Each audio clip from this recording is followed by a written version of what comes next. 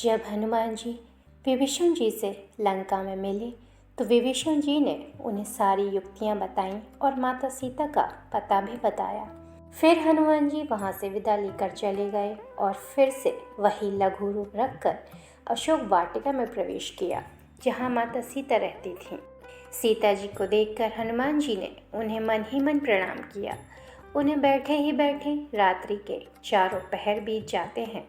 माता सीता का शरीर दुबला हो गया है, सिर पर जटाओं की एक वेणी है, हृदय में रघुनाथ जी के गुण समूहों का जाप करती रहती हैं।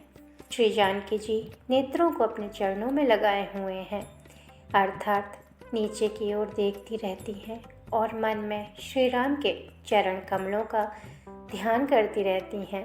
जानकी जी को दीन देखकर पवन पुत्र हनुमान जी बहुत दुखी हुए। हनुमान जी वृक्ष के पत्तों में छिपे हुए थे और विचार कर रहे थे कि अब मैं क्या करूं। उसी समय बहुत सारी स्त्रियों के साथ सज धज कर रावण वहां आया। उस दुष्ट ने सीता जी को बहुत प्रकार से समझाया, साम दाम भय और भेद दिखाया। रावण ने कहा, हे सुमुखी, हे सयानी, सुनो, मंदोदरी आदि रानियों को मैं तुम्हारी दासी बना दूंगा। यह मेरा प्रण है, तुम एक बार मेरी ओर देखो तो। अपने परम स्नेही कौशलधीश श्री रामचंद्र जी का स्मरण करके जानकी जी तिनके की आड़ करके कहने लगी कि हे दशमुख, सुन, जुगनू के प्रकाश से कभी कमलिनी खिल नहीं सकती। जानकी जी फिर कहती हैं कि तू ऐसा ही मन में समझ ले। हे दुष्ट, तुझे श्री रघुवर के बाण की खबर नहीं है। सीता जी कहती हैं कि हे पापी, तू सोने में मुझे हर लाया है। हे अधम निर्लज, तुझे लाज नहीं आती। अपने को जुगनू के समान और रामचंद्र जी को सूर्य के समान सुनकर, सीता जी के कठोर वचनों को सुनकर रावण तलवार निकालकर बड़े गुस्से में आकर बोला, सीता, तूने मेरा अपमान किया है। मैं तेरा सिर इस कठोर कृपाल से काट डालूंगा, नहीं तो जल्दी मेरी बात मान ले। हे सुमुखी, नहीं तो जीवन से हाथ धोना पड़ेगा। तब सीता जी कहती हैं कि हे दशग्रीव, प्रभु की भुजा जो श्याम कमल की माला के समान सुंदर और हाथी की सूंड के समान है, या तो वह भुजा ही मेरे कंठ में पड़ेगी या तेरी भयानक तलवार ही। हे शठ, सुन, यही मेरा सच्चा प्रण है। तब सीता जी कहती हैं कि हे चंद्रहास, श्री रघुनाथ जी के विरह की अग्नि से उत्पन्न मेरी बड़ी भारी जलन को तू हर ले। हे तलवार, तू शीतल, तीव्र और श्रेष्ठ धारा बहाती है, तू मेरे दुख के बोझ को हर ले।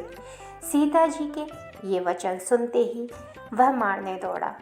सीता जी के ऐसे वचन सुनते ही रावण उन्हें मारने को दौड़ा। तब मैं दानव की पुत्री मंदोदरी ने नीति कहकर उसे समझाया। तब रावण ने सब दासियों को बुलाकर कहा कि जाकर सीता को बहुत प्रकार के भय दिखलाओ।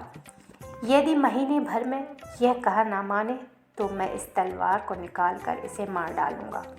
रावण घर चला गया। यहाँ राक्षसियों के समूह बहुत से बुरे रूप धारण कर सीता जी को भय दिखाने लगे।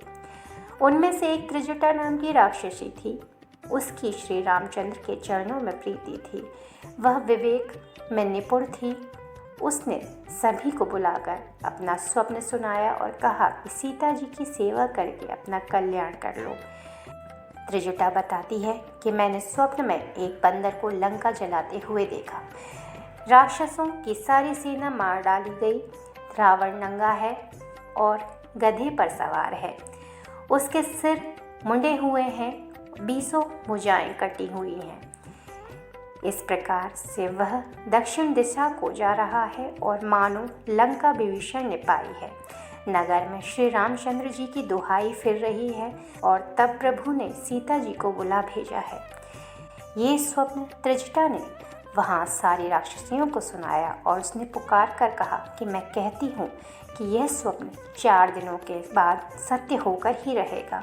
उसके वचन सुनकर वे सब राक्षसियाँ डर गईं और जानकी जी के चरणों में गिर पड़ी।